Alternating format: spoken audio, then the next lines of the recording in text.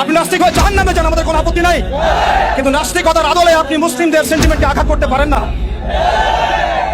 ইয়া খিলাফা ইয়া শাহাদাত, হয় খিলাফত না হয় শাহাদাত। কেউ হিন্দু হোক আমাদের কোনো আপত্তি আছে? কেউ বৌদ্ধ হলে আমাদের কোনো আপত্তি আছে? কেউ খ্রিস্টান ধর্মাবলম্বী হলে আমাদের কোনো আপত্তি আছে? কেউ যদি নাস্তিকও হয়ে যায় আমাদের কোনো আপত্তি নাই, কিন্তু নাস্তিকতার দোহাই দিয়ে সেই লেভেলকে ব্যবহার করে যখন আপনি আল্লাহ এবং তার রাসূলের শানে কটূক্তি করবেন, আমাদের আপত্তি তখনই আমরা ঘরে চুপ করে বসে থাকবো না ইনশাআল্লাহ। আপনি নাস্তিক হয়ে জাহান্নামে যান, আমাদের কোনো আপত্তি নাই, কিন্তু নাস্তিকতার আদলে আপনি মুসলিমদের সেন্টিমেন্টকে আঘাত করতে পারেন না। আপনি কোন ধর্মের তাবেদার হয়ে ইসলাম ধর্মকে কটূক্তি করতে পারেন না। আপনি ইসলাম ধর্মের এবং তাওহীদি জনতার সেন্টিমেন্টে আঘাত করতে পারেন না।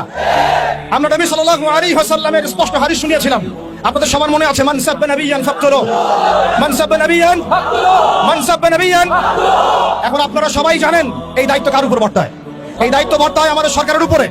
সরকার মুসলিম হোক, অমুসলিম হোক, ইন্টারিম হোক অথবা দলীয় সরকার হোক, যে কোনো সরকারি হোক না কেন, তার উপরে দায়িত্ব বর্তায় তারা যেন শাতেমে রাসূলের বিচার করেন, তারা যেন আল্লাহ দ্রোহীদের বিচার করেন, তারা যেন ইসলাম বিদ্বেষীদের বিচার করেন, তারা যেন ইসলাম ফোবিয়া যারা ছড়ায় তাদের বিচার করেন। কিন্তু এখন পর্যন্ত আমরা তাদেরকে মামলা নিতে পর্যন্ত দেখি নাই।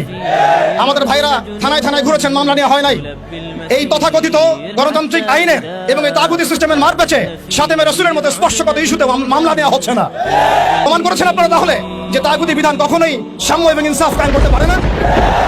আপনারা নিজেরাই প্রমাণ করেছেন যে তাগুতি বিধান এবং মানব রচিত সংবিধানগুলো, আইনগুলো কখনো মুসলিমদের সেন্টিমেন্টের পক্ষে আসতে পারে না। তারা কখনো শাতেমে রাসূলের পর্যন্ত বিচার করতে পারে না। তারা আল্লাহ দ্রোহীদের বিচার করতে পারে না। তারা ইসলাম বিদ্বেষীদের কোনো বিচার করতে পারে না।